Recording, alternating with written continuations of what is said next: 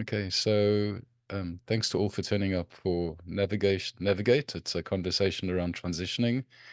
It's great to have everybody here today, and also thank you for those that take the time to listen to this afterwards. I'm Barry Zworestine, 22 years of working with veterans and a combat veteran from the Rhodesian War in the mid-70s. And I've had the gift of sitting with, they're not clients, they're not patients. That kind of doesn't sit well for me. They've been my brothers and my sisters, and the conversations I've had have really been conversations around love. And my greatest gift is when the stranger walked into my room, and within a couple of weeks, we greet each other with "love you," and we say goodbye with "love you," and there's a hug with the blokes after that. And I realized I was really gifted because my time at war it was a very disrupted time, and there was no knowledge of PTSD, and we just blasted out of the Bush War in the 70s, and we were either back at university in my case, and we were making sense out of nothing. And the rest of our lives followed, and we didn't belong anywhere. And so, Dan, when you talked about that sense of belonging, I realized that in working with my tribe for 22 years, it wasn't just a one-way conversation. It was, I got back into belonging. And that as much as they might have been changing, I was changing, I was growing, and I was healing. It's just that I was there for their story. But that understanding that we were in one tribe and we were sharing what was familiar with each other, and there was almost, we didn't have to talk about a lot of things because we understood each other. We knew that we'd walk the walk, and in that understanding was a deep bond that was going to facilitate some kind of healing. So, in talking about the veteran's heart, please, it's a bit more one way, but I really invite anybody here just to stop me at any point in time. I thought I wanted to talk about the heart first because there's an approach to the heart called heart maths, which talks about the heart. And what it says is that the heart actually emits an electromagnetic field that can be measured several feet away from the body. It's a system of neurons that have both short and long-term memory, and their signals are sent to the brain, which can affect our emotional experiences. The heart sends more information to the brain than vice versa, and it's not just a simple pump. It's a highly complex information processing center with its own functional brain that communicates with and influences the cranial brain. And in tribe, the thing that connects us all and facilitates belonging and healing is the heart. We don't have to hear each other's stories today. We understand each other's stories because they live in our bodies. And what lives in our bodies is not the specifics of the wars we fought or the experiences we had. It's the fact that we each know each other at a deep, almost a molecular level. We know each other. And in that knowing, there's a kinship and a bond that transcends that we've known each other for 1 minute or 1 hour. And what that brought to me is this concept of the heart as we gather in tribe. What actually happens? And, for many years in Australia, I ran drum circles. I play a whole heap of instruments, and one of them was the West African drum. And the interesting thing was that when you put people in a circle and you just tell them play, so everybody's playing randomly, there's a concept called entrainment, which means that if you leave the circle long enough playing randomly, something happens that everybody ends up playing in rhythm. It's not conscious, but it's what happens when the brains connect and the bodies connect in circles. And the thing that always tells me is when we gather in tribe, we may come in with random feelings, random stories, random places that we live in, and random struggles. But the longer we stay in tribe, the more we entrain. And as we entrain, many hearts become one heart. And in that one heart, we find a common place to heal. And as you said today, is you can have as many modalities as you like, but if you sit alone and you have no connection to tribe at whatever level, it's really hard to heal and move on and find a place and find belonging and purpose. So I wanted to really look at when we bring our heartbeats together, because that's what happens when we sit together in a tribe. And what happens is that when we bring our hearts be together, and as we sit and we connect, we start to understand each other. We understand what is happening within ourselves. So we go into spirit almost and into body. And we also start to share that collective knowing with each other.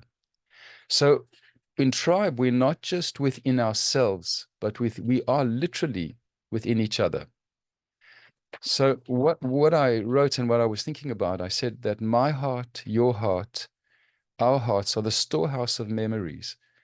We share one heart. It's a heart that knows the beat of a veteran. We feel each other through this collective knowing, and we are bound across generations and time. So your grief is mine. Your loss is mine. Your pain is mine. Your values are mine. Your courage is mine. So I am, you are, we are literally one tribe. Together we are one beat.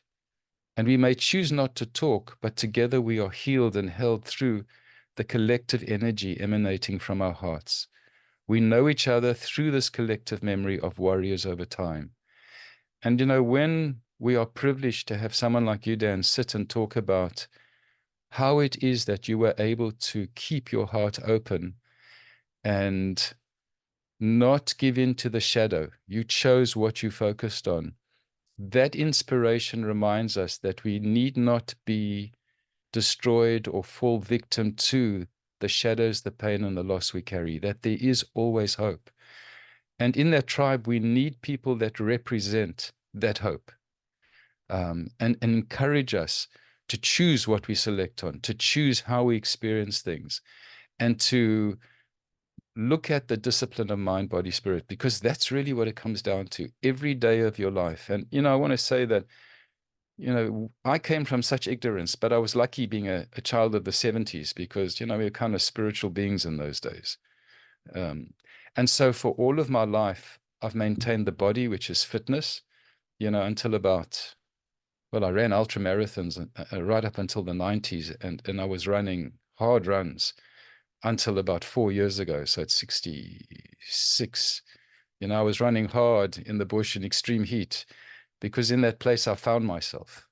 I could feel my body, and it's almost as if in my trees I could feel the bodies and the hearts of every human being I've been privileged to sit with. I belonged. And so that finding of body is important. I've meditated for 47 years of my life. And so when I sit in that silence, I'm not alone because we are all together in that silence. And, looking at the mind is, I call it the pull-throughs. What pull-throughs are you going to do every day? So meditation is part of a pull-through. It cleans the barrel.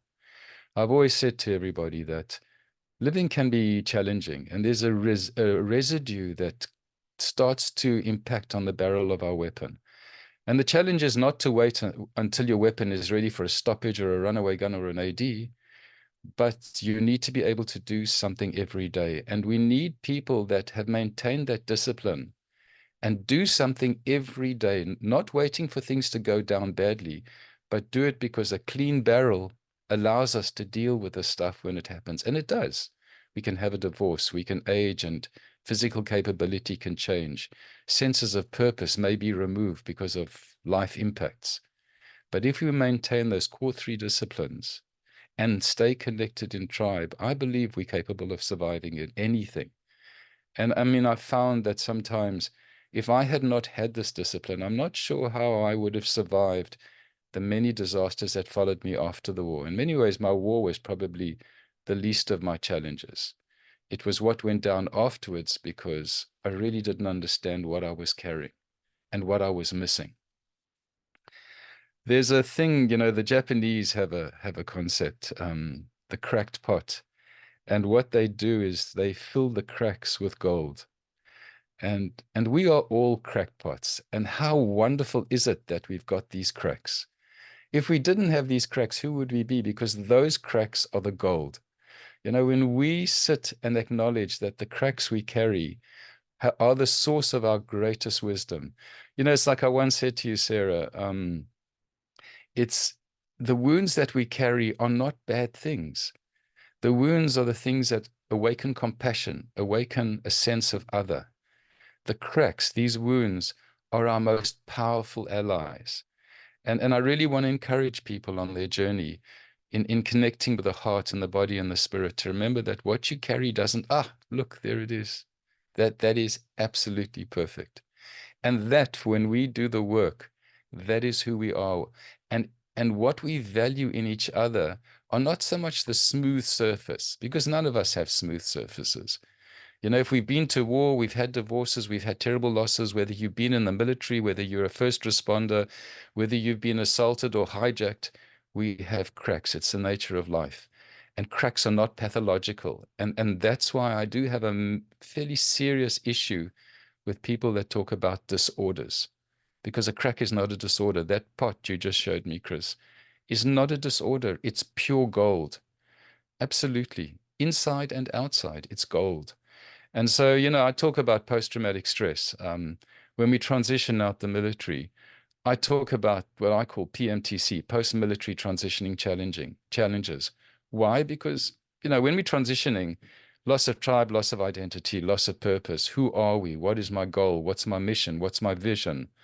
And it's very easy to go into stress and overload. If that's hard enough and tough enough, then we start to have maladapted kind of strategies, like maybe we start to drink too much, we eat too much, we stop exercising. So you go and see somebody and they go, "What's the problem?" Well, I'm a veteran. I'm suffering from depression and anxiety.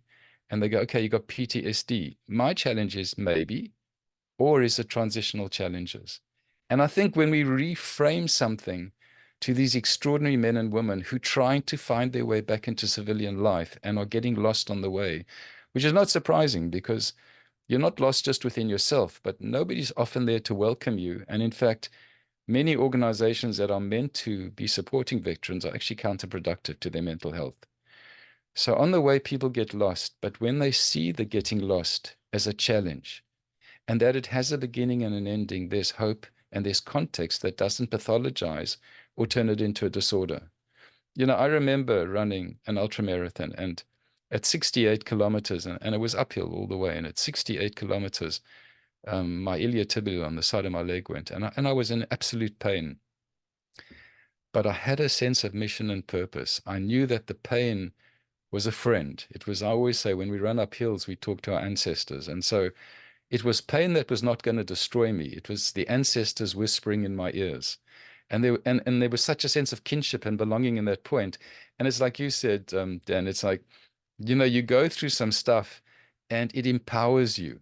It creates this gold inside you. It's not going to destroy us. And I learned that lesson, and it was a very powerful lesson. And so part of what I've been driven to do, and even in the book that I wrote, is to remind people that no matter where you are, there's hope, there's learning, there's wisdom, and there's core basic things you need to maintain. When you lose mind, when you lose body, when you lose spirit, that triangle, it's very easy to go down a dark rabbit hole.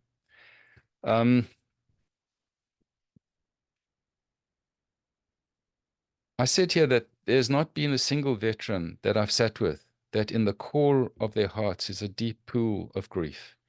And I don't see grief, by the way, as a negative thing. I see grief as something which keeps our hearts alive. Grief is the remembering of those that are no longer with us. Grief is the remembering of what we no longer belong to. And grief is what keeps us human, and it keeps us compassionate, and it keeps us attuned to each other. So I don't see grief as a bad thing. And I'm grateful for the grief that I feel, because every day, no matter what I've lost, I look around and I value the small things of life. I have a roof over my head. I have a wife that I love. I have a cat. I have a job I have a passion for. And so grief helps us remember every moment of every day and know that there may feel like there's an emptiness in our world, but every day there's something that reminds us that we have a richness within us or around us. I say here that, the guys have struggled with the loss of brothers, loss of tribe, loss of identity, belonging, and even loss of innocence. When I left the war, I was no longer who I was, and I felt as if parts of me had been stripped away, and I didn't know how to get them back. I didn't know how to work with the sense that, I'm a vegan, so, I pretty much have raw food. I chose not to kill. but I don't have a problem with killing. And how did I reconcile those two conflicting emotions? And it took a while to realize that there wasn't a conflict, there wasn't a tension, that I knew that I could kill, and I knew that I chose not to kill. And there was an absolute fit between those. And I realized that so many people are stuck with a contradiction, or what they feel are the opposites of what they carry from combat or from war. But in fact, they overlay each other beautifully. They make us fuller, stronger, and more compassionate human beings. And so in this journey of transitioning, I've always said that you have a rescue mission. The first is you have your rescue mission is yourself. And, I've often said to the guys, would you leave somebody behind? And they go, no, I'd never leave anyone behind. So I go, how come you left yourself behind? And they go, yep, that makes sense. I go, right, we're going to now, we're going to find out some SOPs, and we're going to create a mission, and we're going to go back, and you're going to rescue yourself. And rescuing yourself has two parts. The one is you go and heal the wounds that you carry and find the strengths and the gold within them. And the second is you recognize who you are and the absolute gifts of who you are. And when you bring that back and you combine that with a civilian, there's an extraordinary human being. And I think the world needs a lot more of these people. There's not something lacking in civilians at all, and I'm not bagging civilians. But we're dealing with human beings that, one, as you said, put their lives on the line for others, that ability to self-sacrifice and put others first all the time, and are protectors.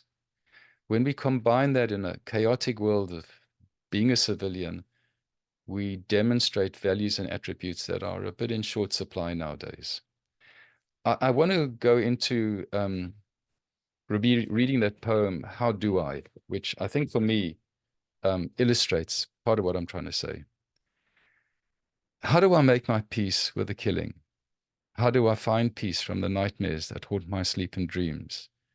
How do I forget the lifeless eyes of the child or my brother lying still and bleeding in the grass? How do I silence the sounds of screaming and pain that still haunt me? How do I talk to the fear that continues to this day? How do I switch off the hypervigilance that exhausts me? How do I find a moment of peace away from the war that still rages in my brain? And how do I numb the pain that has closed my heart to everyone I love? How do I awaken my heart from the numbness that has stilled my feelings? And how do I make you understand the grief, the pain, the loss, the fear, and the rage? How do I ask for help when there are no words to speak? How do I ask for help when the help I need is the last thing I want? And how do I ask for forgiveness for the pain that I have brought into your life? How do I undo the damage that my rage has caused? And how do I break down the walls that I have built around myself to protect me from the world and others? How do I break down the walls that I have built to protect others from the nightmares and rage that live within me?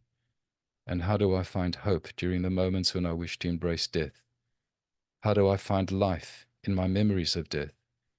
And how do I let go of the ghosts that live behind and within me every minute of my day and night? How do I ask you to hold me when my heart is bleeding with pain? And how do I find my home in the place beyond war? How will I no longer need to drink the pain away? And how do I tell my story without fear of seeing the horror in your eyes?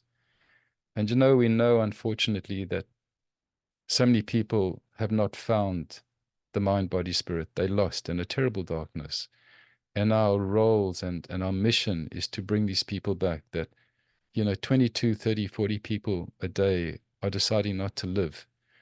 It's tragic beyond repair. And we have a mission for those people that are stuck in that how do I. We have a mission to bring them back.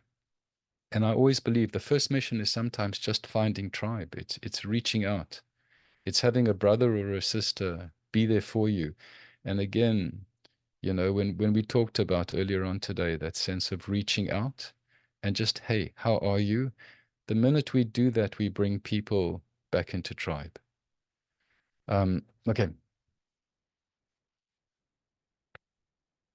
So I wrote here, how do I, how do you, and how do we all find healing? And as I've said, it's through tribe and belonging. It's through our tears if we have them, and it's our hearts that we share. And the one thing I've seen, Sarah, in all the groups, and even today with your presentation, there's love. That's what drives our mission. It drives it all the time. And the very acts we do, whether we a first responder in the police, talking to people, sharing a call with a brother, checking in on people, it's heart-based. And I believe that is the most important thing we can do. And the thing I always put out there to everyone is, if you're struggling, reach out. Sometimes it's the hardest thing to do because it's hard to ask for help. But when the tribe leads by example, when within the tribe they can see that there's a place for vulnerability, there's a place for strength, but there's a place for belonging. Literally, at that point, nobody's alone. And when you are no longer alone, even if it's not face to face, even if it's a situation like this where we are thousands of kilometers away from each other, we truly belong. Chris, did you want to? First of all, question, how Yeah. do I get a copy of that poem? Where can I find that? It's in the book. So just grab a Yeah. copy, get the ebook. Don't buy the book unless you want to write in it. Okay. And you know, that's when I wrote that book, I'd written a couple of things. I'd written a small book to put in your back pocket, then a book for my family with all my different adventures. And then when I began that book, I didn't actually want to do any more writing because I had enough. I had enough thinking. But as I started writing the book, something, and I hadn't even, my mission with that book was, that's my book. But when you start writing in your book, in my book, it becomes your book. In it becoming your book, it becomes our book. And it becomes a book we share with our families and a book we share with those around us. And again, that book is the invitation into tribe. It's the invitation in your story, my story, our story. We all belong, we all heal. So yeah, it's in the book, Chris. Okay. Um, Thank you. And then two, I find that two of the most common words associated with suicide attempts, suicide, and notes and ideation is number one, shame, and yes. two is betrayal. Betrayal, we'll talk about with Chad Bruckner at the end of the month, so I won't dive into that a little bit. But Yeah. shame part, we get Shame. wrapped up into shame because of whatever chinks in our armor that we have. You bring up this Japanese bull. My understanding is what I talk about this often. It's a kintsugi bull, and you're right. It's broken. Broken. Um, but this broken bowl, these bowls can go for thousands or tens of thousands of dollars. Versus if you just get the same great bowl, it might cost you $5 at Walmart. Yeah. How can we ever find shame in becoming more valuable? Every single time that we end up with a chink in our armor and we repair it, we become more valuable. Look at you, Barry. Look at you, Dan. Sarah, look at you through all the things and secondary traumas, things that you've gone through in your own personal things. Have you become more valuable because of whatever fire, whatever chink in your armor, however broken you got because you made that?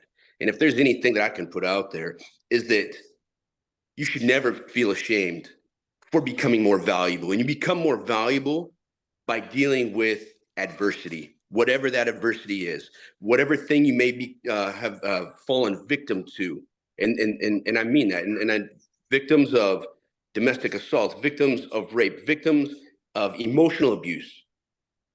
You can own that, you can control that, and you can now turn that victimhood into power, ownership, and value. Correct. Because you're going to take those experiences and all the failures that have come with it to be able to do exactly what you're doing now. And that's to help somebody learn from your mistakes so that maybe they don't have to go through the same fiery path. It's still going to be a path. It's still Oh going to yeah. be adversity and it's still going Yeah. to be fire. Yeah. But maybe that inferno isn't quite an inferno and it's a campfire that they can manage a little bit more because of all the things that you're putting out there. Thank you. And sorry for taking up so much time. No, no, no. I mean, time, that's free free reign. The more we talk, the better we travel.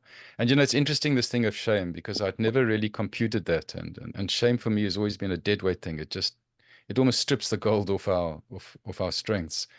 And in Australia, we have a thing called the Anzac March, where everybody across generations, World War II, for those that are still alive onwards, can march and be remembered. And thousands of people are just surrounding you and thanking you for your service. And it's a deeply moving experience. And the Rhodesians are allowed to march for some reason. I think originally we were a British colony in my time. And I turned up one day, and there were a couple of SAS guys and our Salute scouts who were deep reconnaissance, extraordinary human beings, and our commandos who were jumping from 500 feet into contacts 4 to 5 times a day. And I mean, I operated in groups of four on the Mozambique border, and the terrorists worked in groups of 300 to 30. And so, four of you just walking every day, but I felt shame. For the first time, I felt shame, and I felt not being good enough. And did I really deserve to even put on a General Service Medal or the combat badge? And I took that shame home, and I realized how uncomfortable it was. And it kind of almost started to wear me down. And then as I was sitting with the guys, I would ask them, because I realized if I'm tracking it in me, then maybe people I'm sitting with are having the same thing, because we don't like talking about shame. We don't want to know it. And I started asking guys, how do you feel about marching? How do you feel about wearing your uniform or your medals? And I could see their eyes flicker. And I'll tell you something, that the majority of people I've sat with have shame.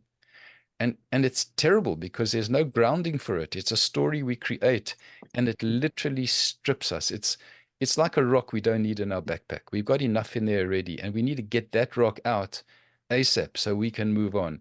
And I think addressing that shame, and that shame was addressed for me when a senior officer a couple of years ago from the Rhodesian Bush War said, it doesn't matter who you were. The minute you took the step into service, we are all the same. It's just that we come from different territories. It's not defined by whether you were operational, whether you killed, whether you hunted, whether you were an administrative person. It's the minute we took the decision to go into service, we are all on the same platform. And I remember just going, I could breathe again. It's that easy to get rid of it, but it takes others within the tribe to help you to know this is dead weight. You don't carry it. And Dan, you gave a beautiful way in which you don't allow that burden. It's like your arc of fire. You just don't want that in that arc of fire. It takes everything away. And I thought about, in healing the hearts, we heal through service to others. We heal through service to ourselves. We heal through service through something bigger than each other. And, that's the faith thing that you talked about, whatever it is.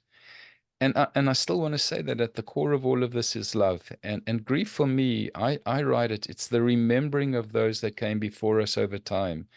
It's not destructive. It's the flame that carries the light of memory of those who have gone before us. And through service to self and others and something bigger than who we are, we transform grief into, and the acronym for grief was gratitude. It's transformed into gratitude, respect, integrity, experience, and faith. And when we have those five, we are so armed and so ready to deal with the challenges of life. I say that the wounded heart and the heart in pain and trauma can in turn wound the hearts of those we love. And we know that unless we start to understand the critical importance of healing, that we do bring the war back home. And those that we love don't carry the strength and the gold of what we can be, but they carry the rage, the fear, the hurt, the grief, and the trauma of our hearts that are deeply wounded. And so our core mission is to commit to our healing. We in tribe, it's not just about sitting passively, but you have to commit 100% and put 100% of your effort and focus and belief in yourself into your healing. It's like running an ultra marathon. We know that there are going to be times when you feel as if you have nothing left, but we always have something left. Even the spirit, the faith, even when everything is gone, there's a flame inside us that will carry us forward. And if we're in tribe, it's certainly a lot easier. And I say that to bring the golden seams of our cracks and walk into a world of others and ourselves with that is where we represent healing. And Dan, today, when you talked about your journey, and it just amazed me because so often I'm tracking the terrible pain people carry. but you represent what is available to all of us. There's nothing special about you. And I don't mean that as a criticism. We are all you. And in doing what you've done, you show us that there is a doorway and a pathway that is available to us all. And so what I ended up doing with veterans in the transition was I found that it's very hard to talk about what we want to talk about, but we feel so stuck because we worry about how people will see us and what our partners, how their eyes will change as we try to talk through the things we carry. And so I started by writing this letter for veterans, and I'll dig it up here.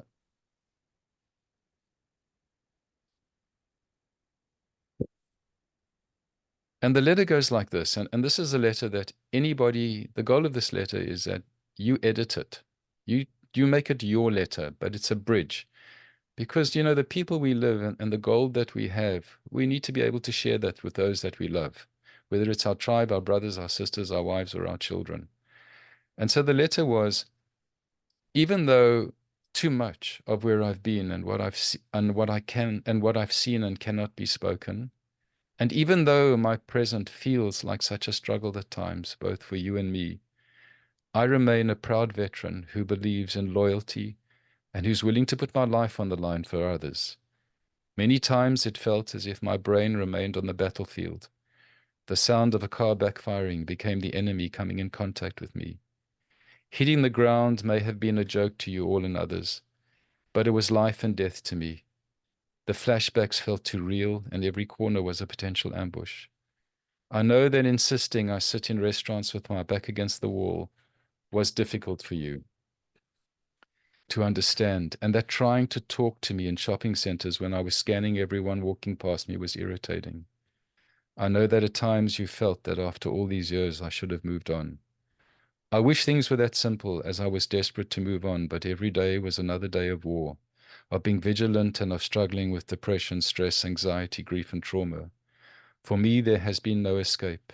My nights are full of nightmares, and my days find me wanting to escape to safety and silence. I've not given the best of myself to you all, and I've never rested well with this. I know you've struggled with the bonds I still have with the soldiers I served, and that at times the bond has felt more connected than the bond I have with you. I know you felt frustrated by my refusal to talk about that time of my life. It's not that I don't want to share, it's that I struggle to. There are things that I've never talked about and that haunt me every day of my life. These are the memories that I don't even share with other veterans. But I also have memories that I can't share with anyone who hasn't been there. I've tried to talk to civilians in the past, but the look in their eyes showed me how complex, in fact impossible, it was for them to understand me. I know my silence has hurt you, and for that I am sorry. It isn't personal. I know you've said you're willing to listen, and I've been grateful for that. But these stories, and there are stories that I cannot share with you, and please understand. At times it feels as if I have a room full of memories that I've locked away, not only from others, but from myself. They still affect my mood, my sleep, and ability to connect with others. But I know and feel that my deepest fear is that I ever began to open this box, I wouldn't be able to control what would come out. It's hard enough just dealing with the surface of it all. I promise you that I will do whatever it takes to become a better partner, parent, and friend. I know the ways I've tried to cope with the memories and experiences haven't served me well in others. I'm willing to look at what I can do to heal and find more peace. Please try not to judge or push me into change. It's hard enough for me to begin to open up to my suffering, grief, and anger. My moods have never been easy for you. I have times when I feel on edge for no apparent reason or feel down again. Again, this is not personal. What I need is some time and space just to be alone to catch my breath. I'm grateful for the years in which you've stood by me and done your very best to support me. And even when I behaved in ways that made life difficult for you, you were there for me. They say there's no such thing as an unwounded warrior. We were young then and we felt immortal. We never understood the price we would eventually pay for everything we did, saw, and experienced. Now, I've kind of morphed a bit over that time because more and more I realize that, yes, there are people who live in that poem. And many of these people are the ones that choose not to live. And I think that our core mission is how we help people to come out of that hopelessness and that darkness, because there is a pathway.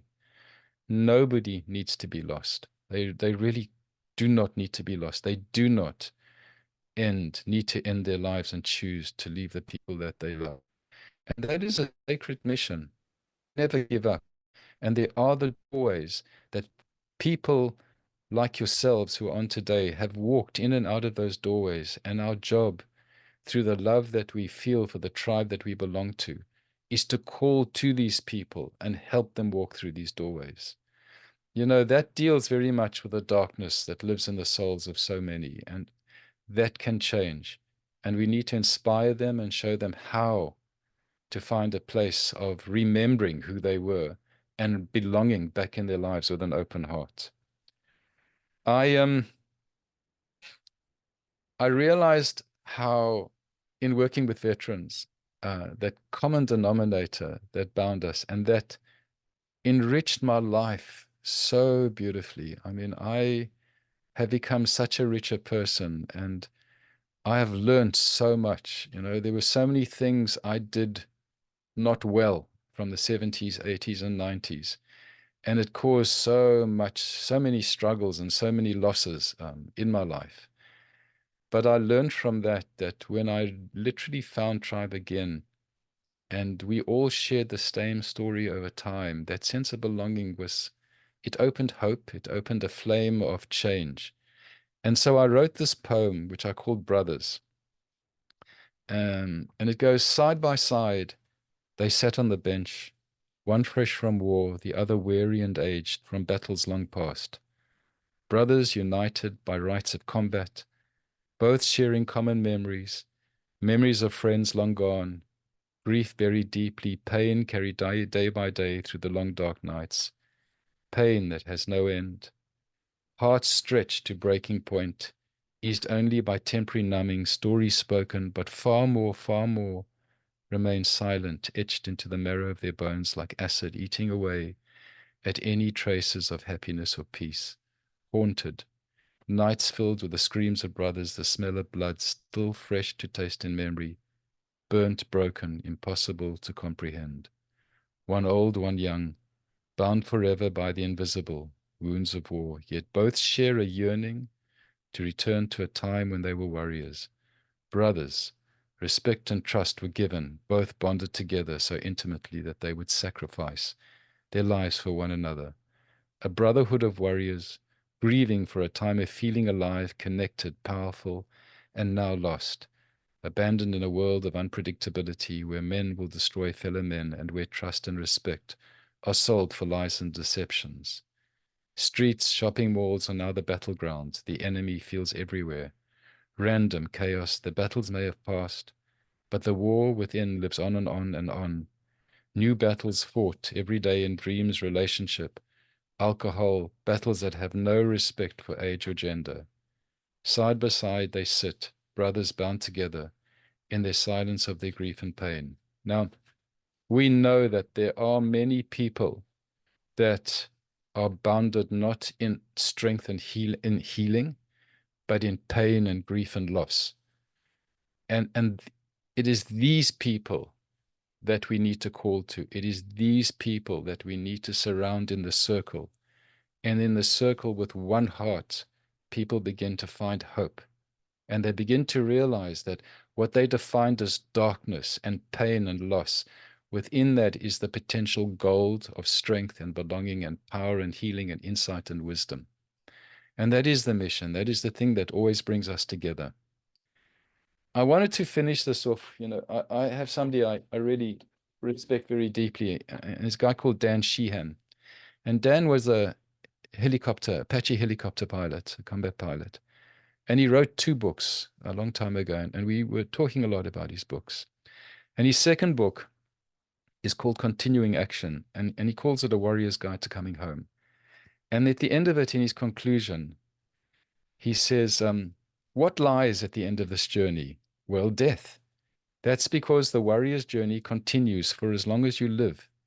It's a circle you'll pass through many times in your life on slightly different trajectories.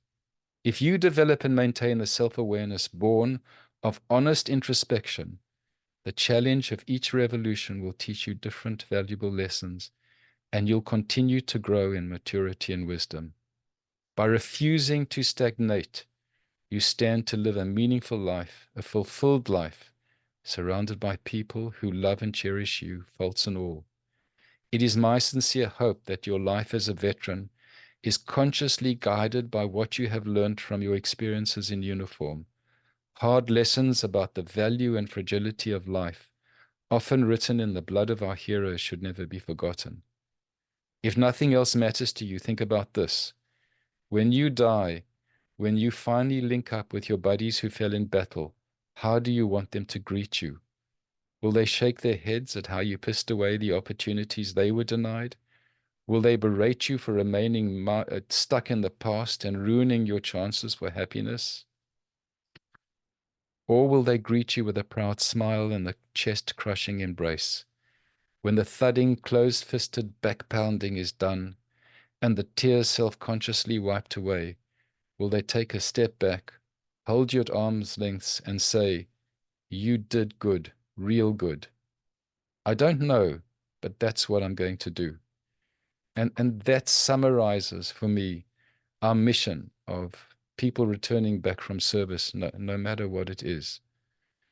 That is where they want to be, that proud, chest-thumping embrace of the ancestors that live and surround us, and those that are living within our tribe. So I've kind of, I rattled on a bit today, but I thought, like my book, I wanted to leave something behind when I'm no longer here. And, at the chronology of 70, I'm aware of shortness of time. And what I used to take for granted is every day I'm grateful because, the sand in my bucket, it doesn't matter how I look at it, I'm not going to live to 150. At 70, guys my age are already leaving the planet, and 80 and mid 80s, a lot more are leaving. And I'm very aware of not just me, but when my time comes to go, what will I leave behind that I learned from tribe and the extraordinary people that I've sat with, and even groups like this where I'm so enriched and healed and inspired, and that I hope that what I put out, what I leave on the ground for people to pick up, will one day inspire and help them to heal, as all of you have helped me to heal. So thank you for listening and taking time to be here. Barry, brother, you are such an inspirational guy, man. I'll tell you what, I haven't read your book yet, but your poems are captivating, and for me, they hit something in your soul. I think something that it does is I think oftentimes guys come back from downrange and they don't know how to put words to what they're feeling and experiencing in the moment. That whole transitional part. Yeah, yeah. Sometimes it's anger, sometimes it's joy, sometimes it's rage, sometimes it's sadness. You have a way in your poem writing to really captivate, I think, what people feel.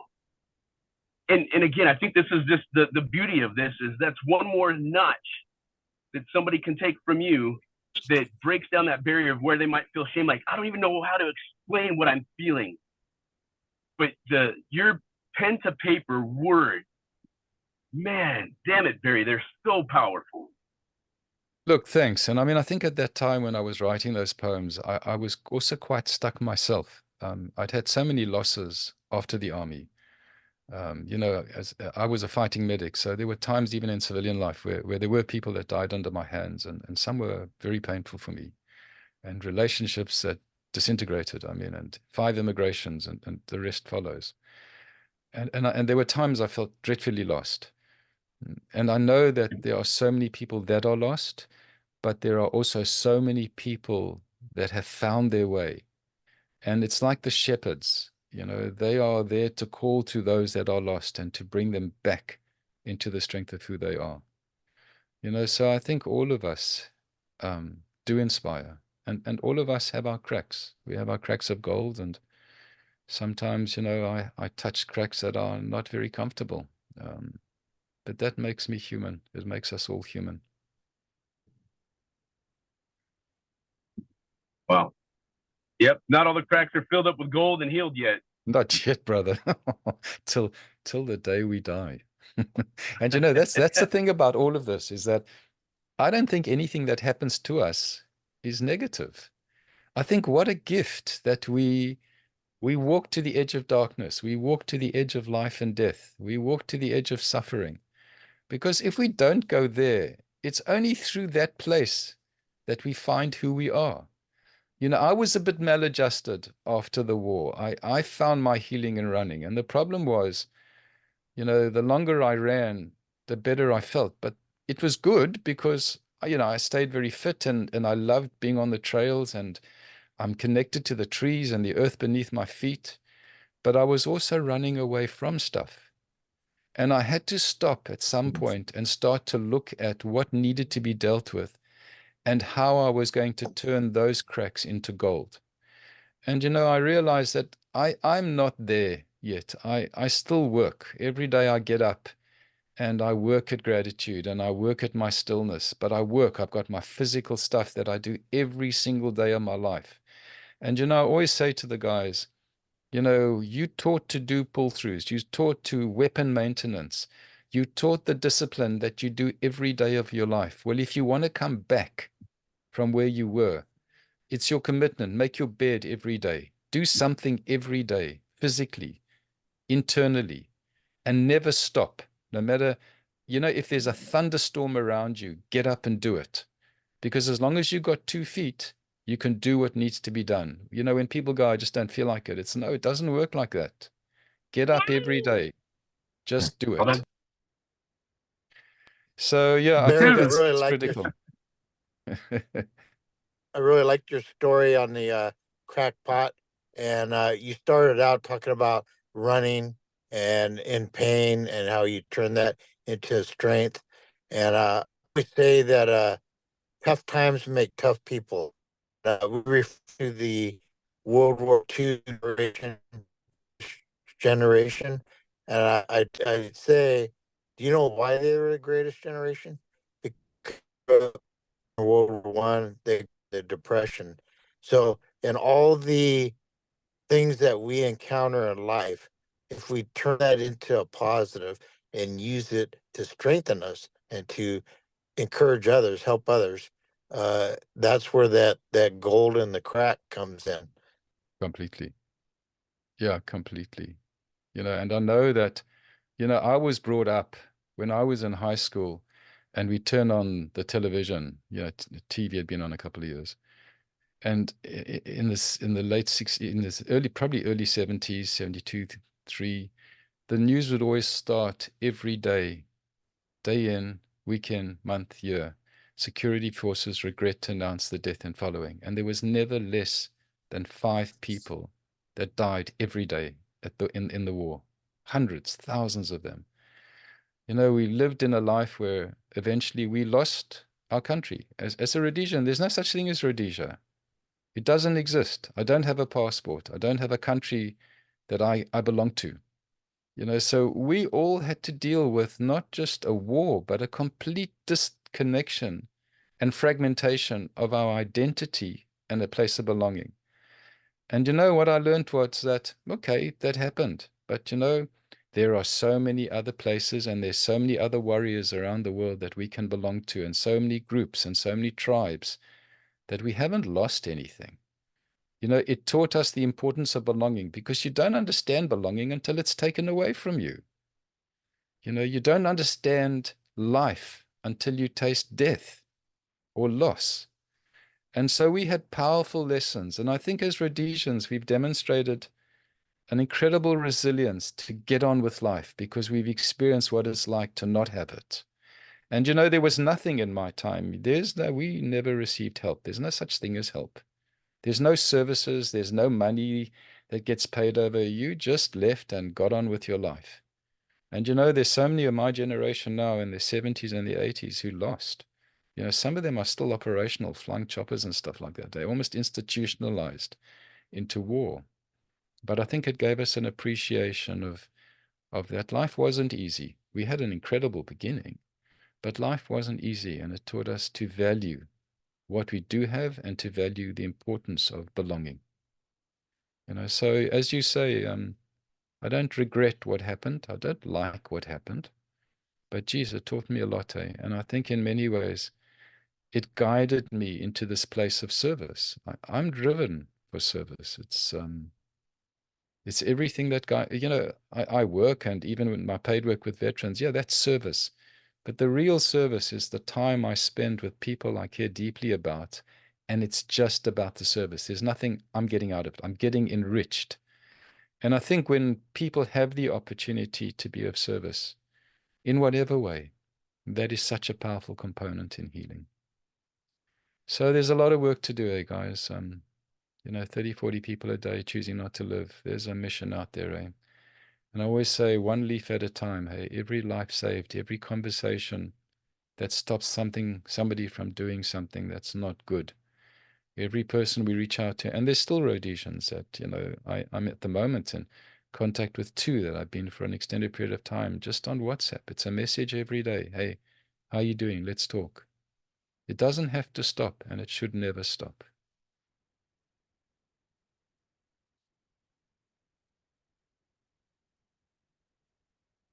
So yeah, thanks guys. And thanks, Dan, because what you said, I don't think you realized it, but geez, it really impacted on me, hey? Because I've been thinking about today and how I finish off the series. And you really hit that thing of belonging and heart and connection, and a dedication to only focus on what works and to work with what you're not changing. And you demonstrated that it doesn't matter how bad it seems to be, you can reframe that and turn it into gold. And I really want to thank you for that. You are quite inspirational. And I think people need to hear more of your story, and how you've done it. You're active, you're working, you're physically capable. Aging is a story in the mind. I don't believe in aging. I won't allow it. As Clint Eastwood said, you keep the old man outside the door. And at 70, it's just a figure. I'm not 70. My old man's outside the door. I'm still active, and if I could still run, having injured myself irreparably, I'd still be pounding my trails because I can do them if I choose to. So what is age? What is age? Bugger it, There's no such thing as age. That old man, I don't ever want to see him. When I breathe my last breath, it's going to be a worn out old body. And boy, I had fun doing it. So we need to keep doing it and keep inspiring people, Dan, really. And Sarah, it's I get up at 5:15 in the morning to get ready for your group. And I get ready for the group because, I'm excited about being with these people. It's like I belong. I don't care if I said to my wife this morning, if it's 6 in the morning when you begin for me. If I had to go to 5 o'clock, which I think it's going to get to at some point, I'm still going to get up because that's my moment in tribe. That's my moment when I kind of fill up. I'm not just giving, which is so much of my day is about, working in a school during the day. I'm giving. I've stepped back from my veteran work in December last year because I just needed more time to be. But here I'm filled as well. So yeah. So thank you all. I am who I am because of who we all are. It's an expression in Africa. It's called Ubuntu. And Ubuntu is I am who I am because of who we all are. And that for me is the absolute truth of everything every day. We are who we all are. So, thanks to all of you for the opportunity of finding you all. Barry, thank you so much. You have just given gold week after week. And it is such an honor to have you share your book, share your thoughts, your heart, your life, your experience, and your amazing way to articulate it. From the bottom of my heart, I want to thank you. It's been such an honor and a pleasure to have you on this platform. Thank you. Well, I'm not going anywhere. So, and this may morph into something else in time. I don't know. That time is still there. But the book, I've kind of had enough talking about that goddamn book. So You know, you But have an open door in yeah, our, no, yeah. something will happen, you know, maybe conversations around transitioning with people. I don't know. But let's see. But I will still be on the groups, and the book that I've been so privileged to be a part of that you're putting together. So I'm Mm, still there. But yeah, thank you good. also for the opportunity to get up every day and share, you know, my journey and what I feel is so important. So thank you. And it's a Saturday morning for you. I Yeah, mean, it is. after the whole week, you're even willing to do that on a Saturday Yeah, morning. by Friday, I must tell you, I'm buggered. I got no words left. Human beings are people I don't want to go near. But you know, this is something I get excited when my alarm doesn't go. My cat wakes me up, but I get really excited that I'm coming back into my tribe, my family, because I'm a bit shortchanged on that for a number of reasons. Um, Mm, you know, Chris is still sleeping, but this is my family. And, you know, so why would I not get up to join my family? oh, it's Love wonderful. it. Yeah. Yes. Yep. So thanks to you all. Eh?